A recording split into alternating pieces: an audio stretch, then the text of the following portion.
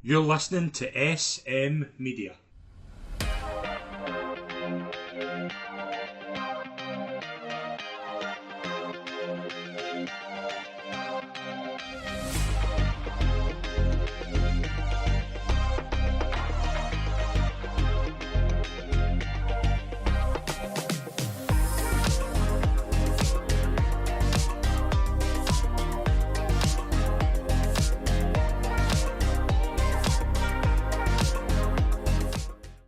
Hi, folks. Welcome to your latest episode of the SM Media Scottish Women's Football Show. I'm Scott McPike. It's a pleasure, as always, to be your show. We've got a lot to get through. There's been a lot happening over the past few weeks. We've got a busy show lined up. It's always an absolute pleasure to be joined by my co-host, Suzanne Mulvey. Suzanne, there's a lot to get through. How are you? Yeah, good. Yeah, as you say, there's been so much to get through. It's been exciting the past couple of weeks. Obviously, we need to catch up a bit, but I'm definitely excited to kind of touch on a few things that's been happening. Why don't we start with the Champions League? Because, again, it's tough because we don't really take into account just how good other sides are across Europe. We really don't, and I really think Celtic have an enormous chance here, and it was put very, very well by Rachel Corsley today, who obviously said that Celtic were obviously drawn against Ukrainian champions Vorskla Poltava, who are, I believe, 53 places above Celtic in the coefficient table. But you look at the sides that they've avoided: Benfica, Roma, Slavia Prague, St. Polten, Valerenga. Like, that's probably the best draw they could have got there. Now, you can argue at this level nothing's easy, but Celtic obviously have a lot of advantage, have a big advantage. Obviously, both sides are going to be played at home due to the situation in Ukraine. So, in terms of the way it's went for Celtic, they couldn't have asked for a better draw and a better chance to get into the Champions League. Yeah, definitely. Briefly spoke to Kelly Clark, and that's exactly what she said. We've avoided some really big, good sides, not taken away from obviously Ukrainian champions. The coefficient points, obviously, you've been in the Champions League more times because you've won the league more. So it sometimes doesn't kind of tell in the sense that Celtic have progressed so much over the past 2 or 3 years that their side is much better than obviously what it was a few years ago. So they're in a very good position. They've got a very good side. They've got some really good, exciting players, some experience in there. So yeah, this is a perfect opportunity. And looking through kind of some of the prize money that's involved, and reaching the different stages and everything. You're talking, £400,000 thrown about here. So that kind of thrown into your budget is a massive incentive. Obviously, when you go out, you're not thinking about that. But in the bigger picture, it's obviously massive for a club like Celtic, because obviously they are funded by the men's team, but bringing in that amount of money, it kind of is starting to say, well, look, that they're either paying for themselves, or that's a big contribution in terms of what they can do going forward, what kind of players that they can bring in as well, possibly the next season. And you look at the kind of way the two games went as well. Obviously, they played the Finnish sides at KUPS and then played Gintra of Lithuania.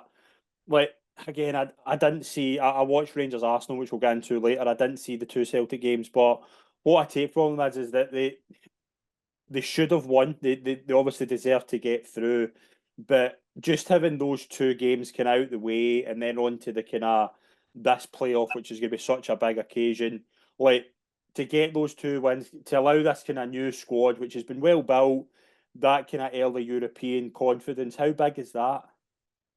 Yes, it's absolutely massive in terms of obviously getting the results, and also as well coming back from a goal down. That as well can be kind of a good experience in terms of showing the resilience of the squad, the experience of some of the players, showing what they can do. Obviously, new players like Noonan coming in and being the player to kind of and obviously to point out in the first game. But yeah, definitely it's it's an exciting time to be around Celtic. All the new players coming in. It looks like possibly the manager's starting to kind of implement what she wants to do with the squad.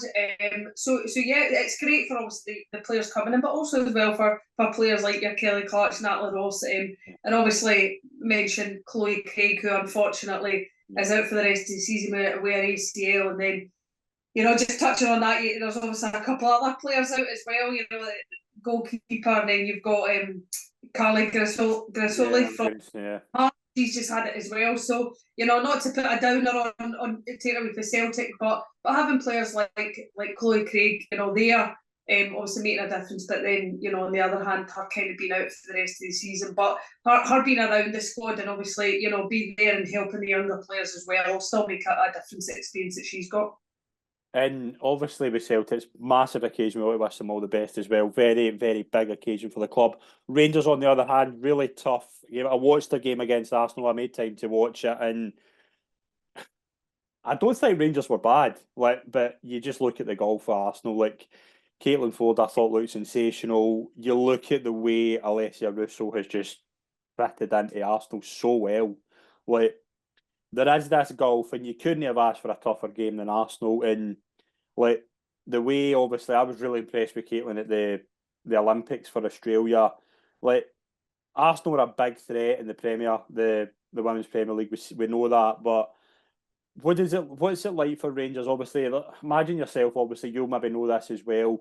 Coming up against sides who are just the golfing quality is just so much bigger.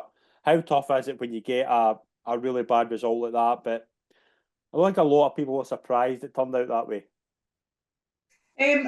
It kind of goes down to mentality. It's tough because obviously Rangers have had probably the best start to the season that any team. If you look back in terms of the score lines, the way that they're winning games, the quality of the players that they've got, they probably have the best possible start. Plus 43 after 4 or 5 games. They've got insane stats. So then to go from that and have they conceded 1 goal? Is that right?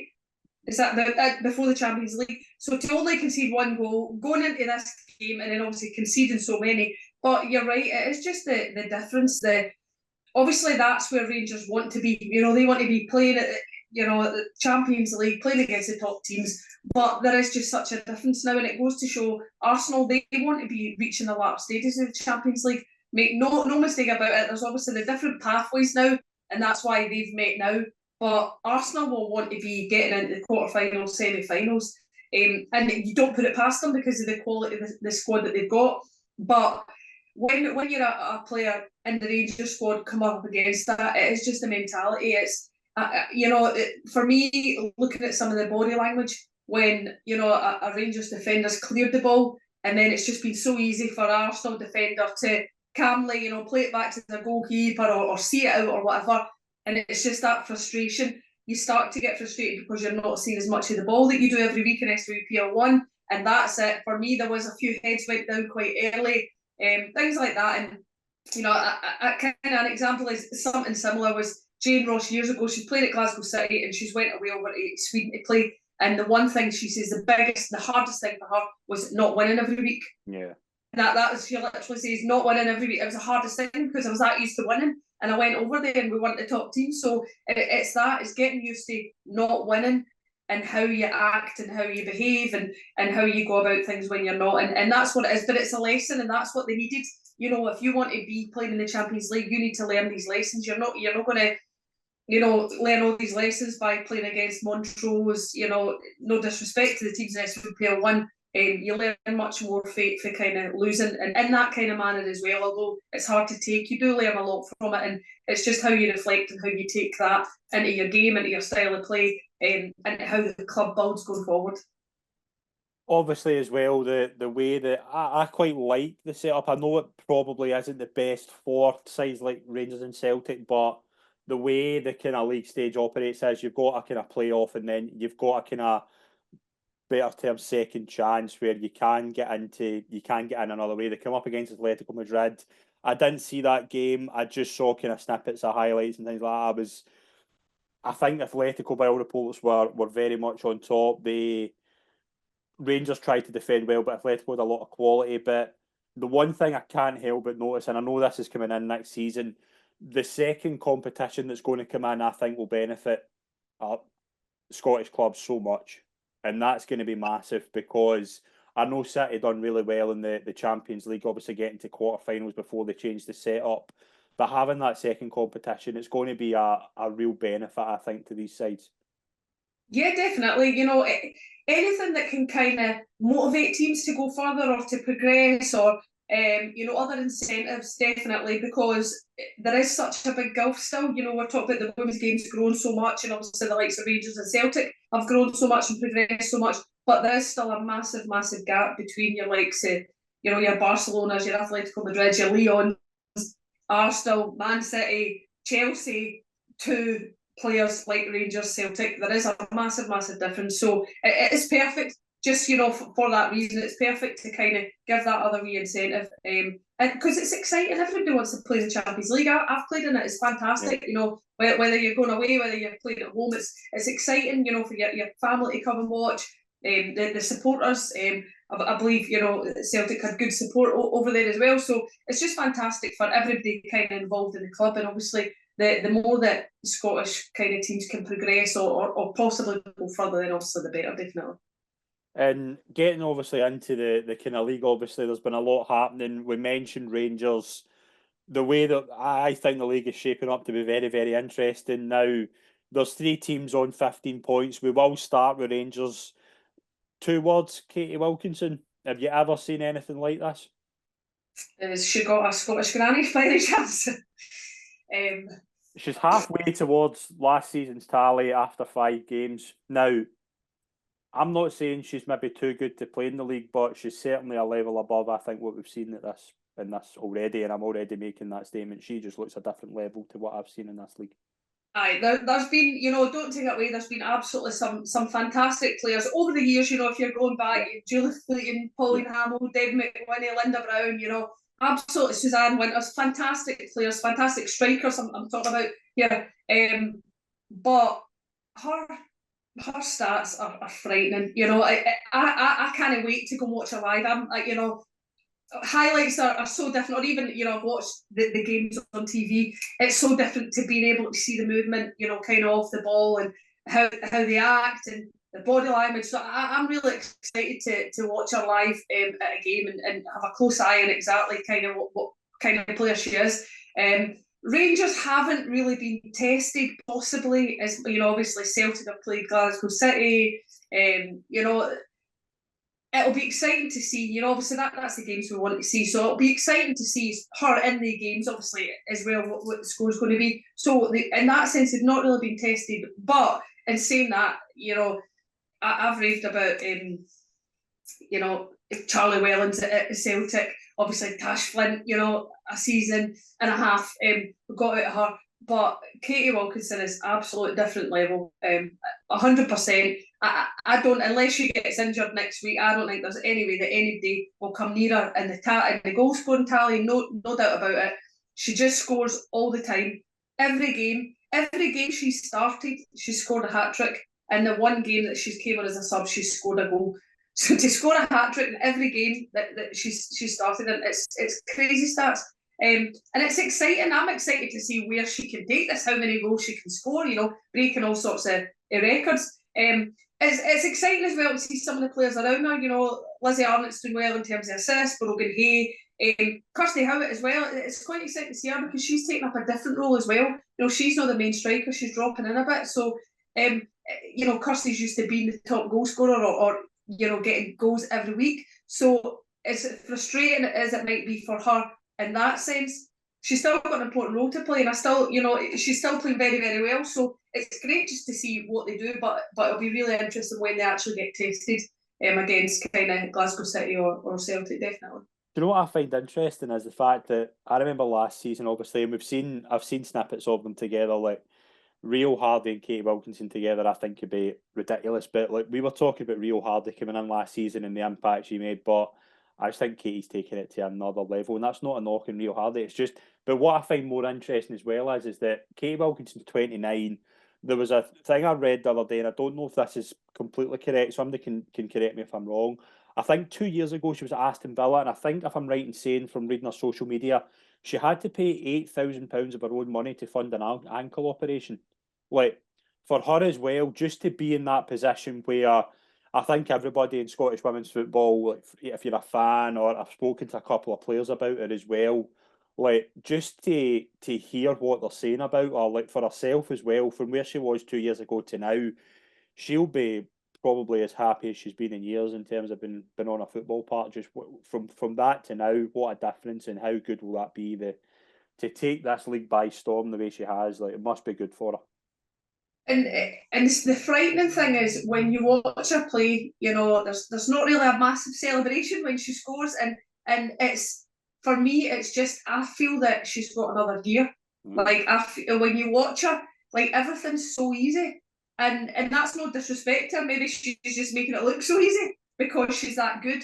But I still feel that there is a lot more to come from her. And as I say, it's exciting. And touch on when we done our review show and what or kind of what we thought was going to happen. We were talking about Rangers and saying that they hadn't really brought in a lot compared to Celtic in terms of the numbers. But we both had said it's who they've brought in. And we maybe didn't mention Katie Wilkinson as much as we mentioned other players. No. Obviously at Rafferty we mentioned more because of her experience. But Joe Potter's knew exactly what she was doing, bringing in Katie Wilkinson. And, obviously losing Rachel Rowe, what a player she was. I thought she was one of the best players as well that was in the league last season. And watching her live, she was fantastic. Like the way she could drive forward the ball, the contributions that she made. But, we've said it about 5 times already just in this one show. She's just a different level, 100%. Right. I sometimes hate doing this, but I think we have to. Like, we can say how many goals is she going to get, then we kind of look silly if she doesn't pick up on it. But she's in 14 just now after 5 games. Let's just assume she stays fit for the rest of the season. Closest wins are can of cola or something. Let's just have a wee bet between ourselves. How many goals will Katie Wilkinson end up with in the league this season, assuming she stays fit? You go first. If I was in her shoes, so as a striker, if I was in her shoes and the way that she's scoring right now, I would turn around. I think what was the top goal scorer last season? Was it 26? I think it was 27, 26 or 27. Right. I would literally turn around and in my head I would be like, I want 50. And I think she can get it. I'm going to go for. Now you're going 50. I'll go 56. I think she genuinely could. I think if she. It's not silly, but in saying that, obviously take into consideration the split, that there might not be many goals because obviously it'll be the top sides that they're playing every week. But before then, I'm saying she scored a hat-trick. She scored more than a hat-trick, obviously, like she just scored at least a hat-trick in every game she started. She has scored more than a hat-trick in a game. So it is frightening. And I mean, this is literally, we're almost 20 minutes in, but we're still talking about Kate Wilson. And it's because it's exciting. I love this. Like, this is why I do this, because I love the game. I love Scottish women's football. And to me, this is, it's a buzz, and it'd be in and around Rangers as well. Sometimes that a player just shines and maybe takes a bit of shine off everybody else. But as a player, as a striker, I wouldn't care if there's somebody else on my team scoring that many. Brilliant. We've got to win every week. This is fantastic. So it's just like this is what we want. We want players like her, and maybe she was down south and she was scoring goals. She was playing really, really well. But coming up here, and people might say the opposition maybe isn't as great down south, or whatever. But nobody else has came up and scored as many as she has. No. So she could easily be playing down south. There's no doubt about that. 100%. But this time in our life, it's obviously been the right move, and fantastic for us that we're able to kind of be graced with having that to watch every week. It's fantastic. Absolutely. Now, obviously, there's 2 other sides in 15 points. I want to obviously talk about the Edinburgh Derby on Friday night. I think, obviously, Hibs are a side that you've been very impressed with as well, and obviously you'd spoke highly about them coming into the season, so I'm keen to get your thoughts on them. I think we thought this game would be quite close between Hibs and Hearts, but what I've watched back, Hearts, I thought it was a pretty even game, but just like in terms of middle to front, Hearts were absolutely clinical in that first half. Like the way they take their chances in the first half, finish it up. I don't think anybody saw 4-0 coming, but what a sensational statement from Hearts in that first Edinburgh Derby of the season. Yeah, 100%. I think Hearts have kind of slowly went under the radar in the respect that they've kind of they've done what's been expected of them at this stage of the season, and I think that's why probably a lot of people underestimated them going into this game for the simple reason that Hibs have been surprising everybody, and it's because Hibs have been, we'll say it, so poor over the last couple of seasons. You don't know what team you're going to get. Already they beat Partick Thistle, which was kind of a bogey team for them over the past couple of seasons. And then coming into this game, I thought it would be a lot closer. But like you said, I just feel that Hearts were so clinical. The majority of the chances in the first half were all Hearts. It was kind of they had most of the possession, most of the chances. They were very, very clinical. But I think that it'll be interesting the next game between them, because I do feel that it could have possibly been an off night, and sometimes you just get that one team's hitting, firing off cylinders, everything the hits going in, and the other team's off. And I feel that, especially the first half, that's possibly what happened. Yeah. But then you can kind of see how good Grant Scott is coming in, what he's done already with Hibs, and then obviously the changes that he made. He was bold and thought, no, I'm going to change. It could have went the other way, and they could have ended up getting beat, 6-0, 7-0. But he's made these changes, thought something's not working, I need to change this. He's done it.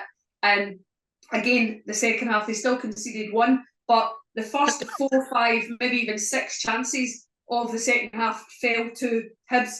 They were all over them, but they just couldn't score. Kathleen McGovern alone could have scored a hat-trick. And that goes to show it could have been a lot closer. But yeah, that's what you need to. You need to be clinical at that level. There's been so many games where Hearts have missed opportunities over the last few seasons. We've spoke about they've been so close to the top 3 teams or whatever, but they've just not been clinical. Whereas now that's starting to change, and that comes from confidence. It comes from knowing what everybody wants to do. The players that they brought in, again, it's not been a massive turnover in players, but it's been important players that they brought in. And obviously, Kathleen McGovern leaving Hearts and going to Hibs, we were kind of shocked at that, and we thought, why would you go to a team that seems kind of lower in the league than you? Hearts are kind of flying. But she's been doing absolutely fantastic in all the other games, scored a hat-trick. But then, the next game she got benched. So it's interesting to see what's going on. I don't think Grant Scott knows exactly kind of what players are best at the moment, and he's still kind of chopping and changing. And it's early on in the season, of course, there's always changes, there's injuries, there's things that happen. But I've still been really impressed with Hibs. I still think they're doing absolutely amazing this season. A very disappointing night for them on Friday night, but I still think there's more to come from them. And as I say, I'm really impressed with Grant Scott and what he's done. And like I say, even just that, the changes that he made going into the second half, it made a massive difference to the game and to his team's performance, but it just wasn't enough to get them back in the game. Yeah, absolutely. And obviously another side of, I think are always going to go under the radar now because of the way that Celtic and Rangers have really kind of taken off. But Glasgow City are still doing it. And do you know what I mean? They brought in 2 really impressive players, Sophia Mata and Brianna Lovera, and they've both really hit the ground running. 6 goals in their opening 6 games. City are getting there, I think. Like, there's a lot of change, but they're going to take time. It's obviously interesting how they're going to come up, and obviously, like, we watched the game they had kind of early on where I thought they were really, really unlucky against Celtic, but they'll take a lot from that game. Like, do you know what I mean? It was a pretty even game. Like, they had a lot of chances, again, just weren't clinical. And City will probably be as happy as any team in that top 5 for where they're at the moment. Yeah, 100%. Obviously, if they had got the result against Celtic, that would be the only thing that would make them happier, because I don't think they deserved that. I thought, especially in the first kind of half hour of the game, I thought they were the better team keeping possession. When I watched Glasgow City, you obviously know the women's game. You've not watched it and been a fan for a while. When I watched Glasgow City, and this was watching the highlights of the game at the weekend, I see Leanne Ross. Like, the way that they play, the intensity they play it, the style they play, and then little things like Lisa Forrest, a young player, she scores a goal and she runs into the net in the first half. I can't even remember when she scored the goal, but she runs to the goal and picks the ball up and runs back to the halfway line. And that, to me, is Glasgow City. I feel like, although they won the league 2 years ago, I feel that, not that they were lucky to do that, but I felt that there was obviously transitions with other teams, and they done brilliant, and they stayed there, and it was obviously last day drama. But I feel that now with Leanne Ross, I feel that they've got the identity that she wants them, and it's not her new identity, it's Glasgow City identity. I feel that Glasgow City are now back to Glasgow City. There was just so many changes, so many players turnover, so many big players leaving. But now when I look at them, I just see that's Leanne Ross's team, that's Glasgow City. And it's fantastic for me, obviously, being involved in that team, knowing, the backroom staff, knowing Leanne Ross really well. It's amazing for me. I'm really excited because I do feel that they are right in amongst it in the title race, and it's really exciting. Obviously, the more teams that are up there, the more exciting it is, the better for it is for us to watch. But yeah, I feel that they are right up there, and I'm excited to see what they do and how kind of far they can take it, because as I say, it's Leanne Ross written all of the team. It's amazing. She's done great. You know what really interests me about City as well is that obviously they brought a lot of players in from abroad. You've got the likes of Ava and Nets, who I think will really kick on this season. Lisa, I think, has been tremendous. Lisa Forrest. But you've then got Lisa Evans in there, who just, I think, you mentioned something very interesting there that I think Lisa Evans epitomises, that identity. Like, she's the big reason for that. And I know, obviously, Leanne is, but Lisa in there just helping that team bond the way they are. I don't think you can underestimate just how important she is to that setup. And this is the thing, it's for a long time, and why Glasgow City dominated for such a long time was because everybody knew it was a City way. And it sounds so stupid, but it's standards on and off the pitch, it's the way players carry themselves, and the important thing was players were doing that before they were paid a penny, before they were professional, and it was just because they wanted to win. And when you came through that door, whether you came from Hamilton, Hibs, Celtic, Rangers, when you went to Glasgow City, you had to learn, because if you didn't learn and you didn't click on and basically figure it out, or if you didn't match what they wanted, it just wasn't good enough. It wasn't that you get kicked out, it's just you weren't good enough, you were on the bench, that was it.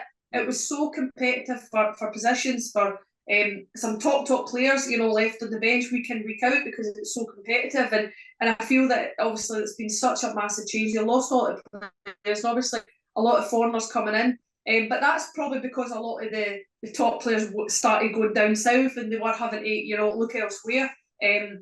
But the players that they brought in, and I feel it's just, you need to keep a core of players and you need to build on that. And that's kind of what Leanne Ross has done now, and bringing in players like Lisa Evans, who she's City through and through. She knows it. She started there. She said it herself. She started there and she wants to end there. So for me, it's absolutely fantastic to see. And obviously, Celtic, they're the only kind of, them was a 0-0 draw against Hibs, where, again, how there wasn't a goal in that game, I don't know. Like, both sides had so many chances. Hibs, I thought, did really well. Celtic have been, again, you mentioned, obviously, I think, very, very impressive the way their kind of new signings have taken as well. The likes of Sherson Noonan, I think, is really good, but there's some really, they've been able to obviously do a bit of chopping and changing. They're getting some players back as well, like Lucy Ashworth Clifford, who I think is going to be a big player as well. I thought she was really good when she came on against Hibs. And they're only, like, you look at dropping a point here already after 5 games will probably be the worst thing in the world to them. But do you know what I mean? Just look at what's coming up at the start of October. If they can keep it at 2 points between now and October, that first Rangers Celtic game is going to be so intriguing. Yeah, definitely. They'll be disappointed, of course, dropping a couple of points. To be fair, they probably dominated possession, had more chances, but they're really lucky because Hibs had some really, really good chances. Obviously Caitlin Hayes, the most notable one, heading off the line. The keeper was beaten and she's headed it off the line. So I feel that they were lucky in the sense that Hibs didn't capitalise on any of the good chances that they had. But it just kind of goes to show you from week to week, obviously Hibs almost take points off the champions, almost beating them, or had the chances to beat them, but then you're getting beat 4-0 of your City rivals. So it's exciting. It's good to show that there is so many top teams that things like this can happen. You've got to be switched on every week. You've got to be, top of your game every single week to get the points to stop yourself from, getting a 4-0 beating. So Celtic will be disappointed, but like you said, they've got so many good players that have came in and they've still got the experience. And we touched on it earlier, obviously a massive loss, Chloe Craig, getting injured and being out for the rest of the season. But, obviously our defensively, and then you talk about her goals as well. She contributes quite a lot of goals, and maybe a lot of them are penalties, but it's stupid things like that. Whenever they've got a penalty, that Craig's going to step up against Glasgow City. She scores a goal, the penalty. So it's things like that where will there be a bit of uncertainty. They've got players that'll take penalties, that'll score penalties, but it's just known that she would always score the penalties. I can't even remember the last time I seen her miss a penalty. No. So her contribution, kind of goal wise, is always fantastic. But defensively, they've got great players, but she'll be a loss. Of course, she'll be a loss. She's so experienced. But just again, it's a fantastic squad. And obviously, there's other sides in obviously the top five have obviously there's a gap. You wonder how long that will stick, and I'm hoping it sticks for a while, because if they can all keep it going, I think it's going to be very, very exciting. But Partick have started decent. They've scored 29 goals, conceded 11. Motherwell have had a decent start as well. Queen's Park, there's some good results, there's some terrible results, but one thing that Queen's Park are really doing that really impresses me, and I think this is going to pay dividends come the end of the season already. Yes, there's some bad results, like 11-1 at home to Hearts. I don't think anybody saw coming. But they're beating Dundee United away from home. They're winning at home to Spartans. Do you know what I mean? Like, we know Craig. We've spoken to Craig on here. Those are the games that he's looking at and going, right, if we're going to stay up, if we're going to be a factor in this league, those are the games we need to win. And I think that's a massive, massive impression already. And it's the same with Motherwell and Partick Thistle. They're beating the sides they need to beat. I think for Queen's Park, the probably the most disappointing thing will be probably the goal difference, how many goals they're conceding. That's probably the only thing that they can look and go, that's poor. Because if you look at it, they're not expected to beat Glasgow City. They're not expected to beat Hearts. So, like you said, Craig will go into the games that he should take points off, or realistically, teams that are around him. And that is where the main focus will be. Of course, they want to learn from the bigger teams playing against them. But for me, it's only the amount of goals that they're scoring. But it is what it is. If it comes down to goal difference at the end of the season, it might go against them. But they're getting enough points to probably avoid what could be a relegation battle. Well, obviously, with the way that it's set up, we don't know. But they're doing what's expected of them so far on paper. That's probably exactly how many points you'd expect them to have at this stage of the season, because the teams that they played. So realistically, they're doing great. If you look at it, they're doing great because, as I say, they're not going to beat City, they're not going to beat Hearts. And then when you're looking at other teams, Motherwell had a fantastic start, an absolutely fantastic start to the season. A couple of slip-ups after that, but I think you're starting to kind of see, what I spoke about. The inconsistency is possibly went away. When they're playing against teams around them, they are performing, which is great to see. Apart from, obviously, you're talking the weekend getting beat 4-0 from Partick Thistle. But I think it's been the opposite for Partick Thistle. They possibly had quite a poor start, or in terms of what you'd expect, because they have had the better Hibs over the past couple of seasons, but Hibs, they've kind of stepped up a bit this season. And then obviously the draw against Aberdeen, Brian wasn't happy about that at all. And then this weekend, when you've seen them beating Motherwell 4-0, you've seen how much it meant to the players, the celebrations, running over to the manager.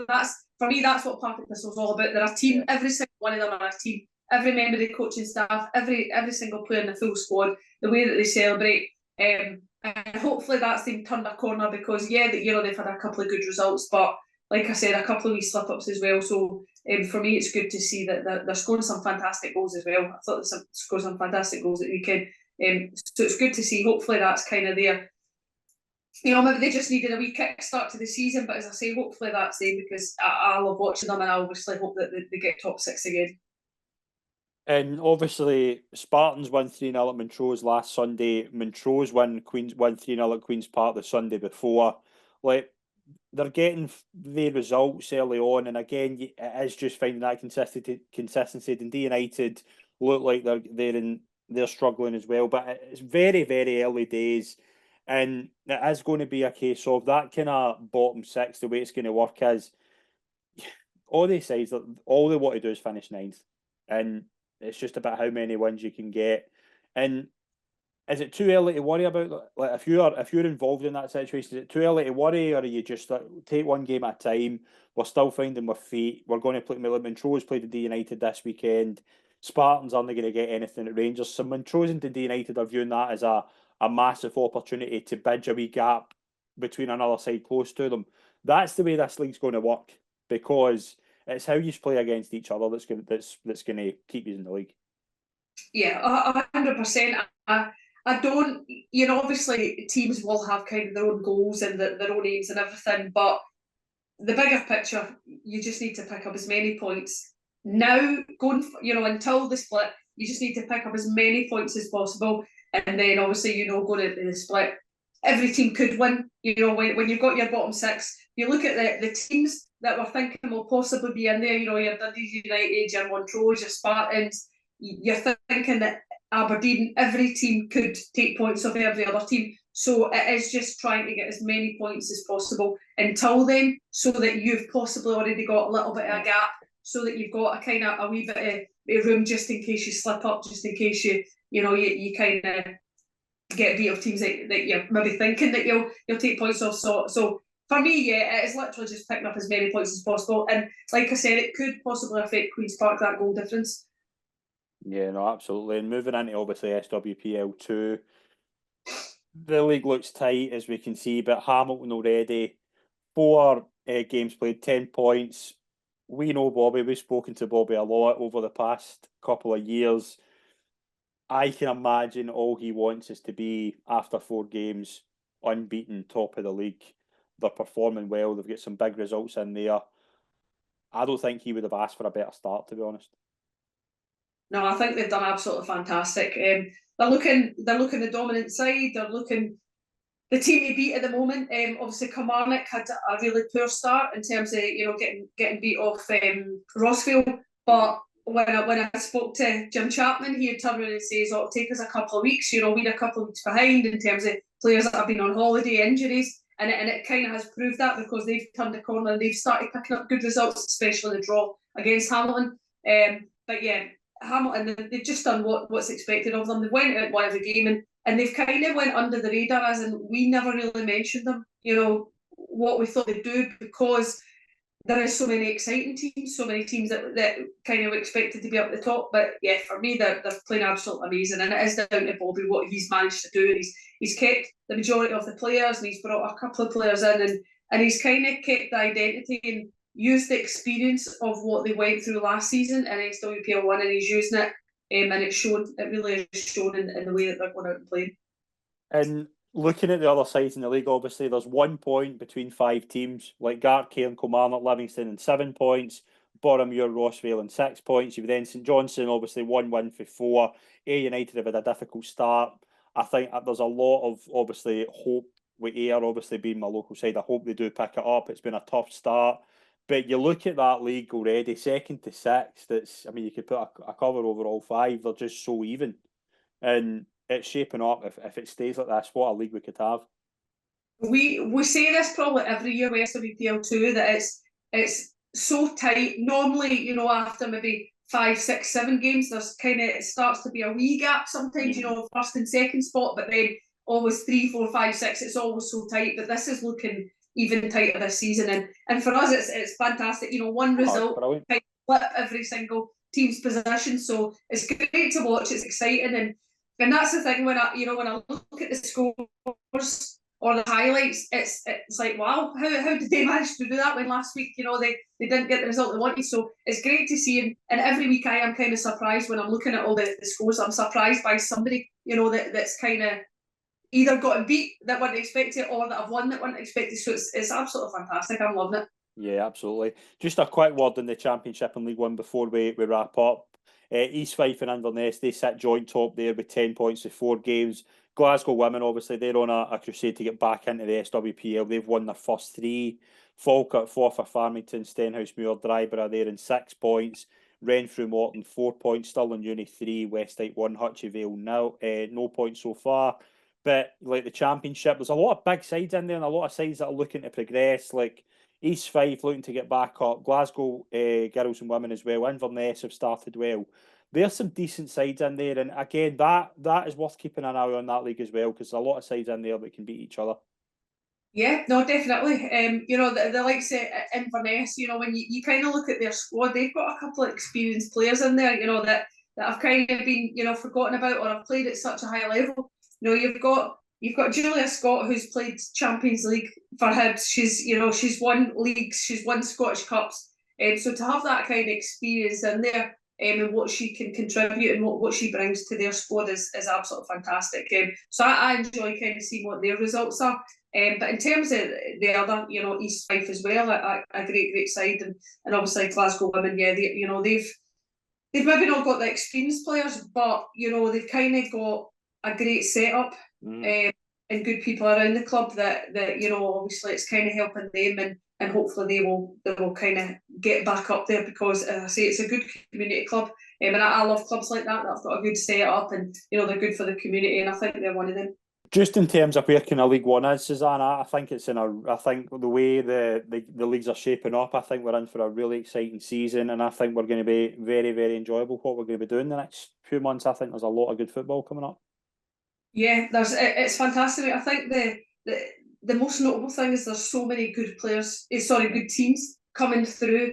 You know, you're talking about like Inverurie, who we've probably not mentioned before. You know, East Fife, Inverness. It's teams like that are kind of making progress and creeping up the leagues, which is really exciting for us to watch. Exciting for, you know, and it's good to see places like Inverurie, Inverness, different places like that are you know putting themselves on the map, if you like.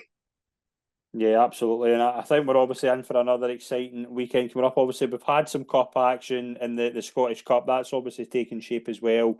And we're back to full league action next week. We will be back on after the 22nd action. Obviously, there's some good games in there. Glasgow City play Hibs, a good double bill on the Sunday.